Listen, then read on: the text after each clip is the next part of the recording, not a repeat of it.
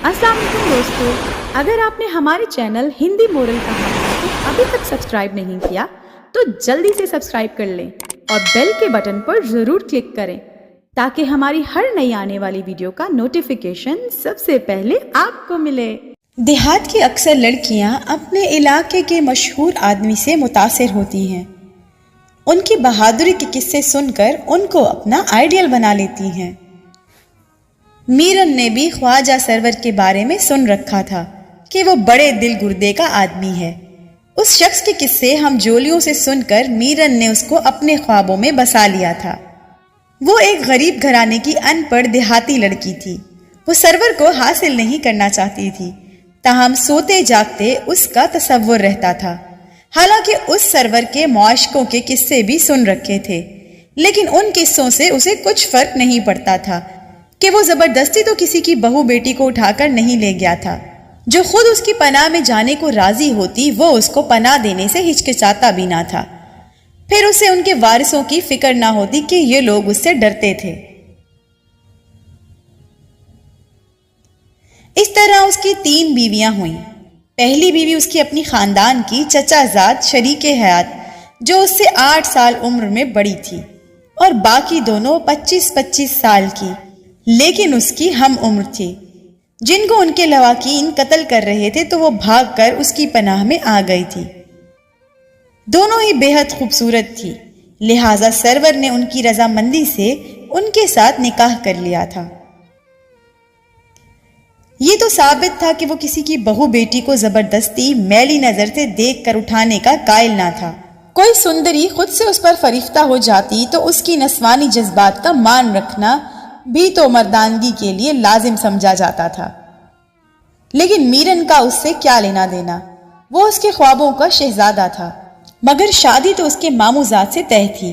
देहात में लड़कियों की शादियां जल्द कर दी जाती हैं।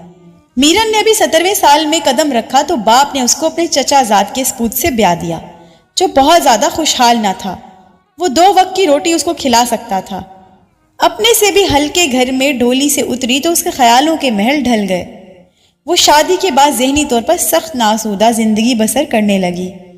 ख्वाजा सरवर का इलाका गाजी घाट से दूसरी जानब 10 मील परे था। दरमियान में चनाब का पानी घुस आया था, लेकिन उसका पार एक छोटी नदी के बराबर रह जाता था।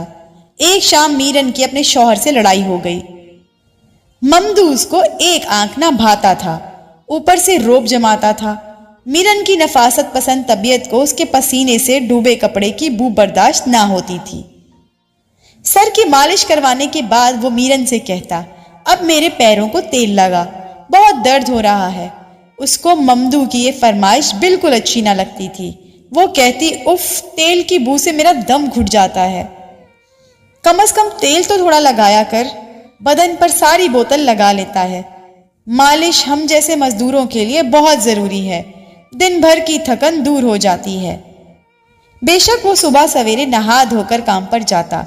सुबह सवेरे नहाना उसका मामूल था, लेकिन रात को तेल में नहाकर सोना भी उसका मामूल था। मीरन को इसका ये मामूल गवारा ना था।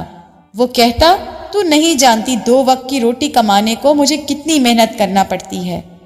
अगर तुझको मनु वजन उठाना पड़ जाए तो तू जाने। उस रोज मीरन ने मालिश करने से इनकार किया तो लड़ाई हो गई और ममदू बगैर कुछ खाई सो गया, मगर मीरन की नींद उड़ गई। उसने भी रात का खाना ना खाया, देर तक अपने नसीबों को रोती रही। पहले जब उनकी किसी बात पर लड़ाई होती तो मीरन उसे कहती कि अगर तूने मुझे तंग किया तो मैं ख्वाजा सरवर के पास चली जाऊंगी और उससे तेरी शिकायत करूंगी, फिर वो आप ही तुझको मजा चखा देगा। हाँ हाँ कह दे, मैं नहीं डरता उससे, उसने जो बिगाड़ना है बिगाड़ ले। ममदू जानता था कि दीवानी ना समझ ऐसा गुस्से में कहती है, भला कब ये उसके डेरे पर जाकर मेरी शिकायत करने वाली है, और भला वो क्यों हम मियाँ बीवी के मामलात में आकर टांग अड़ाएगा। उस रात भी मीरन ने उसे वही धमकी दी थी, जिस पर वो बोला कि हाँ जा जा, उसकी पनाह में जाकर बैठ जा। जानती है ना कि वो पनाह में आने वाली औरतों से शादी रचा लेता है, तो तू भी कर लेना उससे शादी, शायद तू चाहती भी यही है।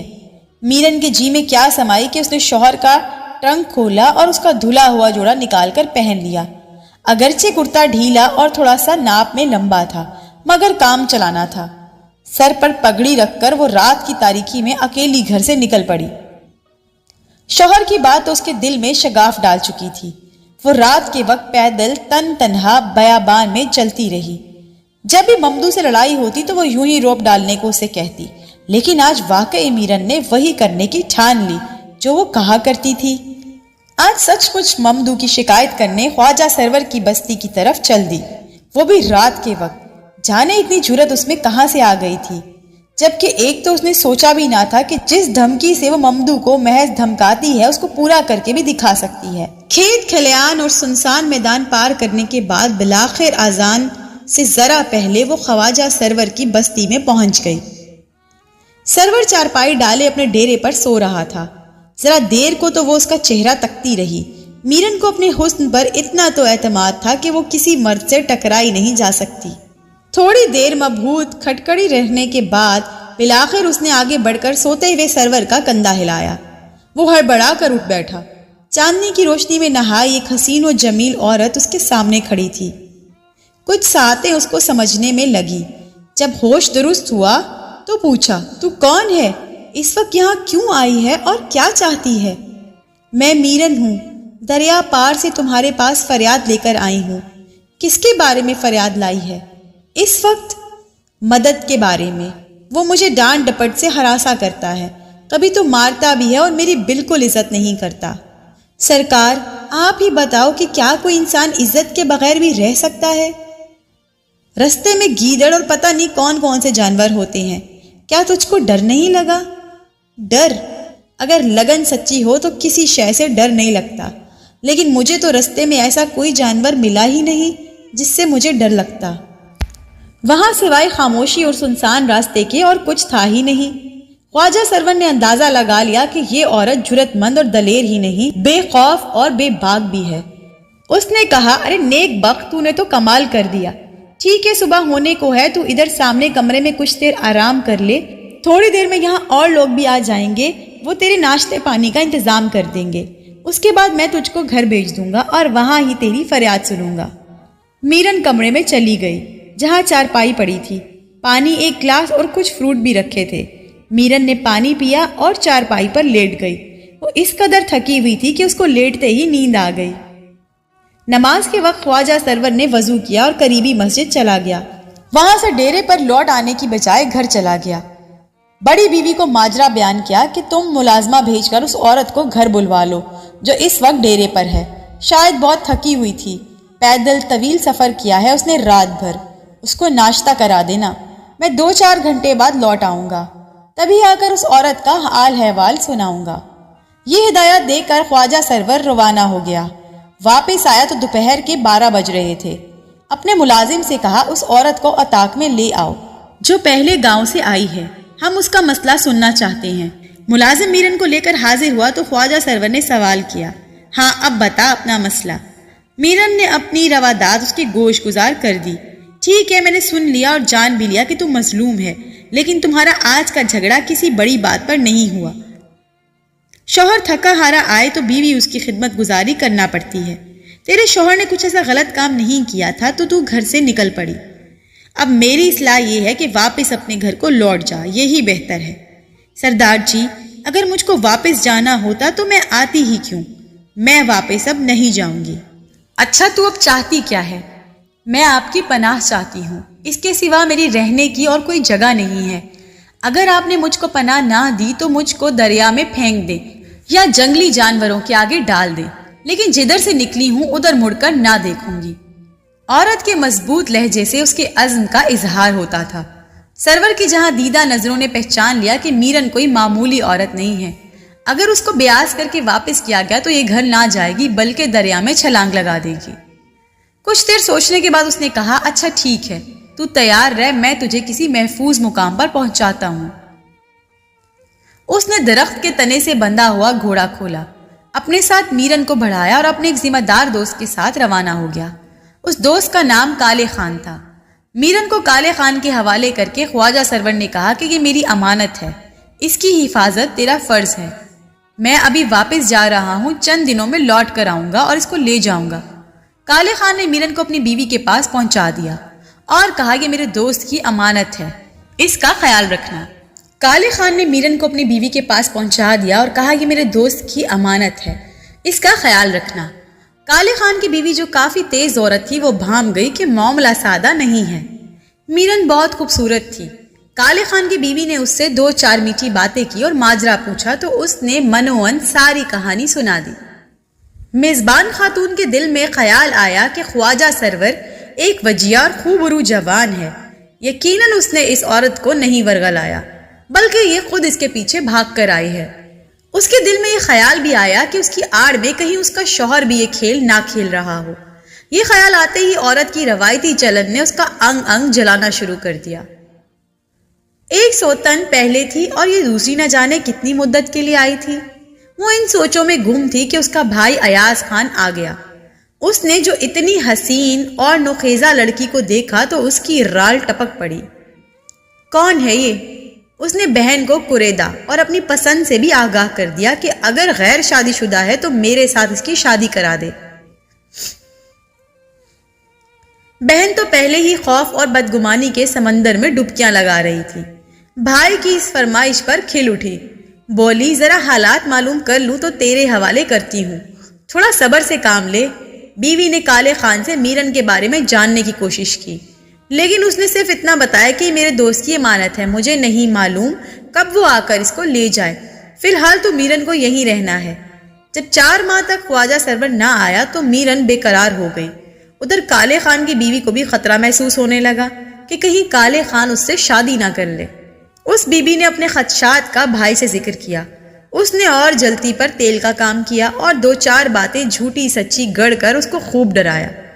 عورت کچے کانوں کی تھی، ڈر گئی، سوچا کہ میرا بھائی سچ کہتا ہے۔ اس نے بھائی سے کہا اگر یہ تم کو پسند ہے اور تم شادی کرنا چاہتے ہو تو بے شک اس کو لے جاؤ، مگر اس کے لیے اسے راضی کرنا تمہارا کام ہے۔ یہ تم مجھ پر چھوڑ دو، میں خود میرن کو راضی کر لوں گا۔ دیکھ لینا یہ خوشی خوشی پیچھے چلتی جائے گی، تم پر کوئی آنچ نہ آئے گی، بے فکر ہو جاؤ۔ کالے خان مقدمے کی پیشی کے سلسلے میں شہر گیا ہوا تھا۔ موقع مناسب دیکھ کر ایاز خان نے میرن سے کہا بی بی ابھی نوکر نے تمہارے لیے پیغام دیا ہے کہ خواجہ سرور نے تم کو 7 والی بستی میں بلایا ہے جہاں وہ تم سے نکاح کرے گا۔ اسی بستی میں اس کی جگری دوست مشتاق کا ڈیرا ہے، اس نے بھی نکاح کا انتظام کیا ہے۔ خواجہ خود ادھر نہیں آ سکتا، اگر تم کو اس کے ساتھ نکاح منظور ہے تو کالے خان یا اس کے گھر والے تم کو پہنچانے کا انتظام کر دیں گے۔ میرن کا تو سار اور جود اس خوشخبری کے سننے کا منتظر تھا۔ اس نے کہا ہاں مجھے منظور ہے، مگر کب جانا ہے اور کس کے ساتھ جانا ہے یہ تم آپا سے پوچھ لو، میں تو فارغ نہیں ہوں، کل ضروری کام سے شہر جا رہا ہوں۔ شال باز ایاز خان نے بیزاری سے جواب دیا۔ کالے خان کی بیوی بولی کہ کالے خان تو آیا نہیں ہے، میں ایاز خان کے ساتھ تمہارے جانے کا بندوبست کر دیتی ہوں، اور کوئی قابل اعتبار بندہ نہیں ہے۔ ایاز خان کو بھی کل شہر چلے جانا ہے، لہٰذا آج رات وہ تمہیں بستی پہنچا سکتا ہے۔ ٹھیک ہے۔ میرن جو اتنے دنوں سے گھٹن کا شکار تھی جلدی کپڑے بدلے اور بال سوار کر تیار ہو گئی۔ کالے کی بیوی نے اس کو چاندی کے کچھ زیورات دیے اور کہا کہ نکاح ہونے جا رہا ہے، فی الحال تم یہ پہن لو، خواجہ نکاح کے بعد سونے کے زیورات تم کو خود پہنائے گا۔ اور ممدو کا کیا ہوگا؟ اس کے ساتھ میرا نکاح باقی ہے۔ یہ قانونی معاملات سلجھانے میں ہی تو سرور مصروف تھا، اب طلاق نامہ لے لیا ہے تو ہی وہ تم سے نکاح کر رہا ہے، باقی باتیں تم خود اس سے مل کر پوچھ لینا۔ بیچاری میرن کالے خان کی بیوی پر اعتبار کرتی تھی، اسی اعتبار کی وجہ سے وہ ایاز خان کے ساتھ چلی گئی۔ کافی دور گھوڑی پر سفر کر کے ایاز خان اس کو ایک مقام پر لے آیا، لیکن یہاں تو دور دور تک خواجہ سرور کا نام و نشان نہ تھا۔ اس نے اپنی امانت اسے جگری دوست کالے خان کے سپرد کی تھی کہ وہ نکاح کے بغیر کسی عورت کو چھونا نہ چاہتا تھا اور نہیں چاہتا تھا کہ میرن کو اپنے پاس رکھنے کے بعد اس سے کوئی غلطی ہو جائے۔ اس کو ممدو اور اس کے باپ سے معاملات طے کرنے تھے، ان سے طلاق نامہ لینے کے بعد ہی وہ میرن کا جائز وارث بن سکتا تھا۔ یوں تاخیر ہو گئی اور کالے خان کی بیوی نے معاملے کو سمجھے بنا میرن کو اپنے لیے خطرے کی گھنٹی سمجھ کر اپنے بھائی کے سپرد کر دیا۔ میرن دھوکے میں لٹ کر ایاز خان کی بیوی بن گئی۔ وہ گھر سے نکل چکی تھی، اب واپس لوٹنا موت کو دعوت دینے کے مترادف تھا۔ 2 دن بعد جب کالے خان شہر سے لوٹا اور اس کو پتا چلا کہ اس کے دوست کی امانت ایاز خان لے اڑا ہے تو وہ غصے میں آپے سے باہر ہو گیا۔ اس نے بیوی سے کہا کہ بے شک وہ گھر چھوڑ کر آئی تھی اور تمہارے خیال میں اچھی عورت نہ تھی، لیکن وہ میرے دوست کی امانت تھی، وہ دوست جو مجھ پر بھروسہ کرتا ہے۔ تم نے مجھ کو خواجہ سرور کے سامنے شرمندہ کیا ہے، اب وہ بھی مجھ پر اعتماد نہیں کرے گا۔ اس جرم میں تم کو طلاق دیتا ہوں۔ یوں ایک دوست نے دوسرے دوست سے وفاداری نبھانے کی خاطر اپنی بیوی کو طلاق دے کر اپنے گھر سے نکال دیا۔ میرن تو ایاز خان کے ساتھ بری بھلی جو زندگی ملی گزارنے لگی، لیکن ایاز خان کی بہن متعلقہ ہو کر میکے لوٹ آئی۔